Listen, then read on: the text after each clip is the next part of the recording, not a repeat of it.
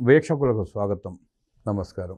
ప్రజల ఆస్తులు లక్షల కోట్లు కొలగొట్టి ప్రజల ఆస్తులతో చెలగాటమాడిన ఆర్థిక ఉగ్రవాదుల్ని, ప్రజల సొమ్ముతో రాజభోగాలు అనుభవిస్తున్న వ్యవస్థలోని కొంతమంది ఆ ఉగ్రవాదులకు అండగా నిలబడుతూ వ్యవస్థను దిగజార్చే ప్రయత్నం చేస్తూ ప్రజల్ని ఇబ్బంది పెడుతున్న ఆర్థిక ఉగ్రవాదుల్ని వదిలివేస్తూ తప్పించే ప్రయత్నం చేస్తూ ఆఖరికి ఆ ఉగ్రవాది వ్యవస్థనే ఛాలెంజ్ చేస్తూ ఉంటే ప్రజల దేశ భవిష్యత్తు ఏంటి, జరగబోయే పరిణామాలు ఎలా ఉంటాయి అడిగి తెలుసుకునే ప్రయత్నం చేద్దాం. వివరించడానికి మనతో పాటు ఉన్నారు ప్రముఖ ఆర్థిక, రాజకీయ, సామాజిక విశ్లేషకులు అడుసుమిల్లి శ్రీనివాసరావు. వారిని అడిగి మరిన్ని విశేషాలు తెలుసుకునే ప్రయత్నం చేద్దాం. సార్ నమస్తే. నమస్కారం అండి. ఆర్థిక ఉగ్రవాదులు వ్యవస్థను ఛాలెంజ్ చేస్తూ వ్యవస్థలకు సవాల్ చేస్తున్నాయి. జగన్మోహన్ రెడ్డి లాంటి ఆర్థిక ఉగ్రవాది 13 ఏళ్లుగా కోర్టుకు వెళ్ళని పరిస్థితి బెయిల్ వచ్చిన తర్వాత, మొన్న రీసెంట్గా పాతి బోర్డు ఉన్న ఈ మధ్య జరిగిన సిఐ హత్య, దాన్ని కూడా వక్రీకరించి వాళ్ళు ఎదురుదాడి చేయటం, ఈ ప్రజల పరిస్థితి ఏంటి, దేశ భవిష్యత్తు ఏంటి, వ్యవస్థలో ఇట్లా వ్యవహరిస్తే భవిష్యత్ తరాలకి ఏం సందేశం ఇద్దామని చెప్పి ఇలా ప్రవర్తిస్తున్నారు వీళ్ళంతా. ఇప్పుడు జగన్మోహన్ రెడ్డి గ్యాంగు ఇదో ప్రత్యేకమైనండి టీం. ఇది ఈ ముఠ ఈ దేశంలో ఏ రాష్ట్రంలోనూ ఏ నేరస్తుడికి దొరకని మద్దతు, సౌలభ్యం ఇతనికి ఉంది. ఇది ప్రత్యేకమైన వ్యక్తే, మనం ఒప్పుకొని తీరాలి.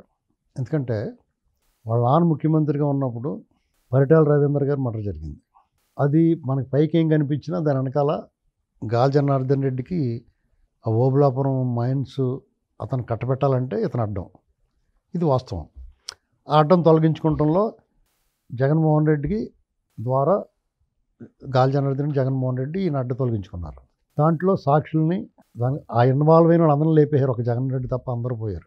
ఎవరు లేరు, ఎవరు మచ్చు కూడా లేరు. ఇలాగా అప్పుడు అది అందరూ గొగ్గలు పెట్టినా కుయ్యో మొర్రో అన్నా కానీ ఎవడో కూడా దీని గురించి సీరియస్గా తీసుకోలేదు. రాజశేఖర రెడ్డి గారు అర్థాంతరంగా చనిపోవడంతో అందరూ కూడా ఫోన్లో ఎవరి పాపన అలాగే పోయారని వదులుకున్నారు. ఇక్కడ ఆ విష పురుగు పెరిగి పెద్దదై పాము అయిపోయింది. తర్వాత ఆ నాన్న చనిపోయిన తర్వాత రకరకాల ఓదార్పు యాత్రలు, ఇలాంటి మోకాళ్ళ యాత్రలు అన్నీ చేసి మొత్తమే ఎలాగైతే ముఖ్యమంత్రి జైల్లోకి వెళ్ళాడు. మధ్యలో కేసులు కట్టారు, జైలు నుంచి బయటకు వచ్చాడు. ఇప్పటి వరకు ఆ కేసులు 13 ఏళ్ళ నుంచి ఒక అడుగు ముందుకేస్తే 6 అడుగులు వెనకేస్తుంది. జడ్జిలు మారుతూ ఉన్నారు, ట్రాన్స్ఫర్ అవుతూ ఉన్నారు, రిటైర్మెంట్ అయిపోతూ ఉన్నారు, మళ్ళీ రెడ్డి వచ్చి మొదలాడినట్టు కథ మొదలవుతూ ఉంది.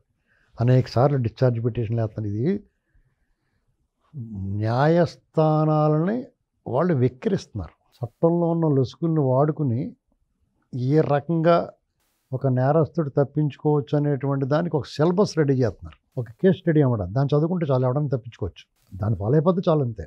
అలాగే పొలిటికల్ హై ప్రొఫైల్ మర్డర్స్ అవి చేసిన తర్వాత కూడా ఎలా తప్పించుకోవచ్చు, వీళ్ళ దగ్గరే మోడస్ ఆపరెండి ఉంది. అది కూడా ఎక్కడ కూడా మార్చలేదు. చూడండి, పరిటాల రవి గారు వాళ్ళ బాబాయ్ తర్వాత ఇప్పుడు పరకామణి కేసులు అంతా ఒకటే ఫాలో అవుతూ ఉన్నారు. ఒకటే పరిస్థితి, ఒకటే మోడస్ ఆపరెండి, ఒక సిస్టమ్ నడుస్తూ ఉంది. వెలుగులోకి వచ్చినాయి, వెలుగులో వందలు ఉన్నాయి. ఇదంతా ఇళ్ళే చేశారని తెలిసినా కానీ ఎవడు ఏమనకపోవటం, వాళ్ళ జోలికి వెళ్ళకపోవటం అనేటువంటిది మరి ఆ పుస్తకాల్లో సక్సెస్ స్టోరీ. అది ఇతను లాంటివాడిని ఈ వ్యవస్థలో అచ్చూసినట్టు గొలిసిప్పి మేనేటర్ని వదిలేశారు జనం మీద. మన పల్లెటూళ్ళు అచ్చోసిన ఆంబోతుని వదిలేస్తారు. అచ్చోసి దానివల్ల ఏంటంటే అవినీతి చేయటం ఒక రకమైన నేరం. అవినీతి, దోపిడీ, వీళ్ళు అరాచకం చేశారు. దానికి ఎక్స్ట్రా అంటే సంపాదించుకుని దొంగ పనులు చేసి డబ్బులు సంపాదించుకుని రకరకాలు చేసుకుని పోగొట్టుకుంటే దానివల్ల ఆర్థికంగా నష్టం, ప్రజల గురించి ఎక్కువ కష్టపడతారు, మళ్ళీ వాళ్ళ డబ్బులు సంపాదించుకుంటారు, ఏదో పడతారు. కానీ నువ్వు చేసిన అరాచకం వల్ల కుటుంబాలు నాశనం అయిపోవటం, అనారోగ్యం పాలవటం, సామూహికంగా పైకి వెళ్ళిపోవటం, కొట్టడం, తన్నడం, చంపడం, ఇవన్నీ ఇది అరాచకం. దీనికి పరిష్కారం ఏంటి? అధికారంలో ఉన్నప్పుడు అరాచకం చేయటం ఒక రకం, అధికారం కోల్పోయిన తర్వాత కూడా అరాచకం చేయగలగటం అదో వెరైటీ ఇతని విషయంలో. మరి దీనికి జవాబు ఎవరు చెప్పాలి? ప్రజలు స్పష్టంగా తీర్పిచ్చారు. ప్రజలు ఇతని వ్యవహార శైలి దీని పట్ల కొంత మభ్యపెట్టిన అతను మాయలో పడినా ఈ డేంజర్ రా బాబు అనుకున్నారు. ఇతను వాళ్ళు బాబు చచ్చిపోయాడు కాబట్టి ఒక 67 సీట్లతో ఇచ్చారు, ఎలా ఉందో చూద్దాం అనుకున్నాయి. తర్వాత ఇతను రిక్వెస్ట్, వాళ్ళ అమ్మ రిక్వెస్ట్ మీద ఒక ఛాన్స్ అంటే ఇచ్చి చూశారు. అతను ఎలాంటి తెలియక ముందు జరిగినాయన్నీ, అతను ఎలాంటి తెలిసిన తర్వాత 11 ఇచ్చారు. అంటే ప్రజలు పర్ఫెక్ట్గా ఉన్నారు, వాళ్ళు కరెక్ట్గా ఉన్నారు. మహేష్ బాబు చెప్తాడు, నేను కరెక్ట్గా ఉన్నాను, వేసేయమంటే వేస్తాను అంటాడు పోకిరీలో. అలాగే వీళ్ళు కరెక్ట్గా ఉన్నారు, వేస్తారు. వేసేసిన తర్వాత వాడు అధికారం కోల్పోయిన తర్వాత ఇక్కడ ఇప్పుడున్న ప్రభుత్వం ప్రాధాన్యతలో అతను చేసిన విధ్వంసాన్ని సరి చేసుకుని తర్వాత మరి ఏం చేస్తారో ఇంకా భవిష్యత్తులో చూడాలి. చట్టానికి అప్పచెప్పారు అతను. చట్టం తన పని తాను చేసుకుని వెళ్ళమని. మరి చట్టం తన పని తాను చేస్తుందా? చట్టం జగన్ పని చేస్తుంది. ఇది అందరికీ సందేహం ఉంది. కారణం ఏంటంటే మీకు ఇదే పోలీస్ వ్యవస్థ, న్యాయ వ్యవస్థ ఇవన్నీ కూడా జగన్మోహన్ రెడ్డి హయాంలో ఒక సాధారణ పౌరుణ్ణి సాధారణమైన నేరం చేస్తే రిమాండ్ వేసి లోపల పంపించేవారు. ఇలా చూసి అలా రిమాండ్ వేసేవారు. ఆఖరికి మాజీ 3 సార్లు ముఖ్యమంత్రి చేసిన చంద్రబాబు నాయుడు గారి మీద కేసు మనీ ట్రయల్ లేకపోయినా, ఆధారాలు లేకపోయినా సరే ఇప్పుడు నోటీస్ ఇచ్చి వదలాలి కదా, నోటీస్ ఇవ్వకుండా ఎందుకు అరెస్ట్ చేశారు అని చేవాట్లు పెట్టే వ్యవస్థలో ఆ వాళ్ళు చంద్రబాబు నాయుడు గారి విషయంలో మీరు చాలా మంచి వాళ్ళు అని చెప్పేసి మళ్ళీ రిమాండ్ చేశారు. 53 రోజులు. ఇది ఈ సిస్టమ్ ఎప్పుడో జరిగింది కాదు, మొన్నే జరిగింది. కాబట్టి ప్రజలందరికీ ఎందుకు ఇలా జరుగుతుంది అనేటువంటి ఒక సందేహం ఉంది. పోలీసులు కూడా అప్పుడు అరెస్ట్ చేస్తే ఎట్టి పరిస్థితుల్లో వాళ్ళని కొట్టడమో తిట్టడమో చేయటం, వాళ్ళని హింసించి ఇంక మళ్ళీ దాని జోలికి వెళ్లకుండా చేసి అంత క్రూరంగా వ్యవహరించారు. ఇప్పుడు క్రూరంగా వ్యవహరించకపోయినా పర్లేదు, పర్ఫెక్ట్గా కేసులు కూడా పెట్టడం చేత కావట్లేదు. ఇది లీగల్ టీం వైఫల్యమా, పోలీస్ వ్యవస్థ వైఫల్యమా, అసలు ఎవరిది ఈ నిర్లక్ష్యానికి కారణం? ఇది అర్థం అవట్లేదు.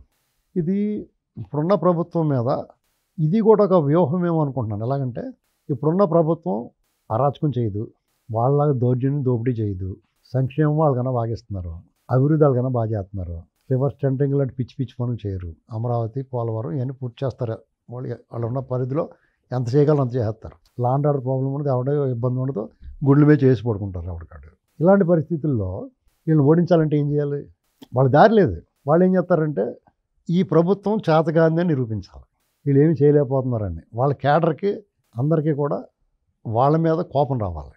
వాళ్ళ కేడర్ కోపం రావాలంటే ఏం చేయాలి? వాళ్ళందరికీ కోపం ఎవరి మీద ఉంది? జగన్ రెడ్డి వాళ్ళ గ్యాంగ్ మీద ఉంది. వాళ్ళ మాటలు, వాళ్ళ చేష్టలు, వాళ్ళ దాడులు చూసి రగిలిపోతూ ఉన్నారు. వాళ్ళకి ఇంకా శిక్ష పడలేదు. దాన్ని ఇంకా ఫ్లేరప్ చేస్తే వాళ్ళు ఏం చేస్తారు? ఆ కోపం ఎవరి మీద తీర్చుకోవాలో తెలియక వాళ్ళ నాయకుడి మీద కోపం పెట్టుకుంటారు సహజంగా. ఇప్పుడు అదే పని జరుగుతుంది. ఇప్పుడు జగన్మోహన్ రెడ్డి వాళ్ళు వ్యవస్థలను విక్రిస్తాడు, పోలీసు వాళ్ళు లెక్క చేయడు, వార్నింగ్లు ఇస్తాడు. ఆఖరికి పరకామణి కేసులో సాక్ష్యం చెప్పడానికి వెళ్ళిన వాళ్ళని చంపేసి ఒక సవాల్ అంటున్నారు అందరూ. సవాల్తో పాటు వ్యవస్థను కూడా విక్రించాడు, ఎగతాళి చేస్తున్నారు. ఇంకోటి ఏంటంటే అది ఎంత సీరియస్ అంటే రేపు ఎవడైనా మా కేసుల్లో ముందుకొచ్చి అత్యుత్సాహం ప్రదర్శిస్తే ఇలాగే ఉంటుంది, జాగ్రత్త అనేటువంటి హెచ్చరిక అందులో కనిపిస్తుంది. ఈ కేడర్కి ఏమవుతుంది? అసలే రగిలిపోతూ ఉన్నారు, ఇలాంటి విషయాల్లో ఇంకా రగిలిపోతున్నారు. దేవుడు సొమ్ము కొట్టేసిన వాళ్ళకి కూడా ఇంత వెసులుబాట. కరుణాకర్ రెడ్డి, చెవిరెడ్డి భాస్కర్ రెడ్డి, సుబ్బారెడ్డి ఏంటి వాళ్ళు స్పెషల్? జగన్మోహన్ రెడ్డి కోర్టుకు హాజరవ్వకుండా 20వ తారీఖున హాజరవుతాడంటే అది పెద్ద వార్త అవటం. ఒక దొంగ, ఆర్థిక ఉగ్రవాది చాలా యాదాలాపంగా చచ్చినట్టు వెళ్ళాలి అక్కడికి. చాలా ఆశ్చర్యంగా ఉంది అందరూ. అది అందరూ ఇప్పుడు ఇది ఆశ్చర్యంగానే పెద్ద వార్త కింద మారిందంటే అతను ఈ వ్యవస్థలతో ఎలాగ ఆడుకున్నాడు, వ్యవస్థలు అతనితో ఎలాగ వెసులుబాటు ఇచ్చినాయి. ప్రముఖ పత్రికలు కూడా హెడ్లైన్స్ పెట్టి వార్తలు రాసిన స్థాయికి వచ్చేసినాయి. ఈ దేశంలో మనం ఎవరిని నమ్మాలి? ఒక ఆంధ్రప్రదేశ్ విషయం తీసుకుంటే ఇన్నాళ్ళ ఈ స్వతంత్ర భారతదేశ చరిత్రలో ఈ 4 వ్యవస్థ, 4th ఎస్టేట్లు వాటిలో ఎవరికి కూడా ఒక్క జగన్మోహన్ రెడ్డి వల్ల అందరికీ అప్రతిష్ట వచ్చేసింది. పొలిటికల్ లీడర్స్కి వాళ్ళు అనుకుని నడిపిస్తున్నారు ఇతనని చెప్పి పైన ఉన్న వాళ్ళకి చెడ్డ పేరు ఉంది. జ్యుడిషియల్ వ్యవస్థ కూడా మేనేజ్ చేస్తున్న వాళ్ళకి చెడ్డ పేరు ఉంది. దర్యాప్తు సంస్థలు అయితే ఇంక దరిద్రం పట్టుకుంది వాళ్ళకి. మీడియాను కూడా కలుషితం చేసాడు. ఒక మనిషి ఆ దేవులపల్లి అమర్నాథ్ని ఢిల్లీలో పెట్టి శోభ్రం కొనుబాడేసాడు అందరిని. ఇలాగా అన్ని కలుషితం బట్ మంచినీటి బావిలో విషయం కలిపినట్టు కల్పించాడు. మిగతా రాష్ట్రాలు ఈ దరిద్రం ఉండదు. మిగతా రాష్ట్రాలు అంతా బాగానే పనిచేసుకుంటున్నారు, ఏదైనా చిన్న చిన్న ఏమన్నా లెవెల్ అయిపోతుంది. కానీ ఇక్కడ ఇతని పట్ల ప్రత్యేక శ్రద్ధ ఎందుకు? ఇతను అంత కొల్లగొట్టేసి అందరికీ పంచిపెట్టేస్తున్నాడా? సగం ఈ సగం నాకు, ఈ సగం మీ అందరికీ అని చెప్పి ఇచ్చేస్తున్నాడా వీళ్ళందరికీ? ఎందుకని ఇతని పట్ల ఈ ఔదార్యం? ఇప్పుడున్న ప్రభుత్వానికి దిక్కుతోచకుండా ఉంది ఏంట్రా బాబు పరిస్థితి అని. ఎందుకంటే వాళ్ళలాగా ఇలా అరాచకం చేయలేరు, అడ్డుగోలుగా మీద పడలేరు. ఒకవేళ అలా పడినా కానీ నువ్వు డెవలప్మెంట్ లేకుండా డెవలప్మెంట్ చేస్తాను వచ్చావు, ఈ పనులు చేస్తున్నావు అంటే నాళ్ళే తిడతారు. అంటే కడుపు ఈపీ కింద అయిపోయింది వాళ్ళ పరిస్థితి. అంటే ఏమీ సాక్ష్యాలు లేని ఎఫ్ఐఆర్ కూడా నమోదు కానీ కేసులోనో చంద్రబాబు నాయుడు గారు 53 రోజులు జైల్లో ఉన్నాడు. అన్ని ఆధారాలు ఉన్న 53వ గంటలో బెయిల్ వచ్చేస్తున్నారు బయటికి. అక్కడ ప్రజలు చిరాకు పడుతుంది, విరక్తి చెందారు ఒక రకంగా. ఇప్పుడు నిన్న మొన్న ఒక అరెస్ట్ చేశారు, అది అవసరమా? ఇప్పుడు నోటీస్ ఇచ్చి రావాలి, దాన్ని అరెస్ట్ చేశారు. మరి అరెస్ట్ చేసిన వాళ్ళు పర్ఫెక్ట్గా కేసులు నమోదు చేయాలి కదా. పర్పస్ సాల్వ్ అవ్వాలి కదా. ఇప్పుడు సాధారణంగా అయ్యా బాబు అంటే ఎవడే ఉండవు, 4 పీకి లోపల కూర్చోబెడతాను కానీ మాట ఎంటర్ అనుకున్నప్పుడు దానికి తగ్గట్టుగానే ఉండాలి కదా. సరే, ఏదో సినిమాలో ఎన్టీ రామారావు డైలాగ్ ఉంది, కోర్టుకో తీర్పు, కోర్టుకో శిక్ష అని. వాళ్ళందరూనేమో న్యాయస్థానాలే పరకామణి కేసులు సీరియస్గా వార్నింగ్ ఇస్తాయి. మరి పరకామణిలో చనిపోయిన ఇలా చంపేశారని హత్య నిర్ధారణ అయిన తర్వాత మరి సాక్షులకు భద్రత కల్పించమన్నారు. ఓకే, నేనేమన్నా అంటే సాక్షులు అందరూ అరెస్ట్ చేసి లోపల పెడతారు సెక్యూరిటీ. ఈ పరిస్థితిలో అంతకన్నా ఏమీ లేదు. ఇప్పుడు ఆయన రవిశంకర్ అయ్యర్ గారు మంచి ఆఫీసర్ అయినా ఈ విషయంలో వాళ్ళ ప్రభుత్వానికి సవాల్ విసిరారు, వాళ్ళ డిపార్ట్మెంట్ సవాల్ నా ఆఫీసర్ని చంపేశారు. ఈ విషయంలో కరుణాకర్ రెడ్డిని వీళ్ళు సుబ్బారెడ్డిని కానీ కరుణాకర్ రెడ్డిని కానీ ఆ గ్యాంగ్లో ఎవడవకుండా మీరు కొట్టుకుంటూ తీసుకెళ్లాల్సింది ఈ పాటికే 4వ రోజు అయిపోయింది.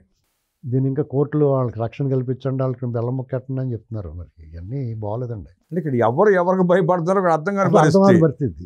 అసలు సమస్య ఏదో ఒకటి చెప్పాలి. ఇదిగో వీళ్ళంతా సెపరేటు, వీళ్ళ ఆర్యులు కాబట్టి వీళ్ళకి ఈ కోర్టులు చట్టం రాజ్యాంగం అన్నట్లుగా అతీతులు వీళ్ళు. వాళ్ళు ఏమైనా మాట్లాడతారో ఏమైనా చేస్తారో వాళ్ళ గ్యాంగ్లో చేరిపోతే మీకు సేఫ్. వాళ్ళకి భయపడి లొంగి బతక మంచి తీర్పులు ఇచ్చేస్తే ఏ గోల ఉండదు. ఏంటండి ఇప్పుడు అతను చూసి చాలామంది ఆడనే అరెస్ట్ చేయలేదు, ఆడనే జైలుకి కోర్టుకు వాయిదా రాపని ఏమంటలేదు, మనం మానేద్దామని ఎవడన్నా అనుకుంటాను వదిలేస్తారా పోనీ, ఒక ఆంధ్రప్రదేశ్ వరకు వదిలేండి అలా పోనీ. ఏంటండి ఇది దీని మీద చర్చ జరగాలి, దీని మీద ఉద్యమం కూడా నిర్మించాలండి. సార్ మనం గమనిస్తే ఇప్పుడు అలా కాదండి, విశాఖ ఉక్కు ఆంధ్రుల హక్కు, విశాఖపట్నం ఉక్కుని కాపాడండి, ప్రైవేటైజేషన్ చేయొద్దని, లేదంటే పిఆర్సీ పెంచండి అని, లేకపోతే ఇలాంటి ఉద్యమాలు జరిగినాయి చూసారా, జై ఆంధ్ర ఉద్యమం లాగా. జగన్ హఠావో ఆంధ్రాకు బచావో ఆ ఉద్యమం చేయాలి, దాన్ని నిర్మించాలి. ఇప్పుడు ఊరికే ఈ ప్రభుత్వాన్ని విమర్శించి కూడా ఉన్నారు చూసారా, వాళ్ళు ఈ కార్యక్రమం సెట్ చేస్తే మొత్తం అన్నీ సెట్ అయిపోతాయి. ఇప్పుడు ప్రభుత్వం మీద ఉద్యమాలు చేస్తున్నారు, నీటి ఉద్యమాలు అయ్యి అని, వాళ్ళ ఉద్యమం చేపడితే మాలోటోళ్ళందరూ కూడా వెళ్తాం కదా. ఆ ఉద్యమాలు చేసేవాళ్ళంతా కూడా జగన్మోహన్ రెడ్డి అన్యాయలే కదా.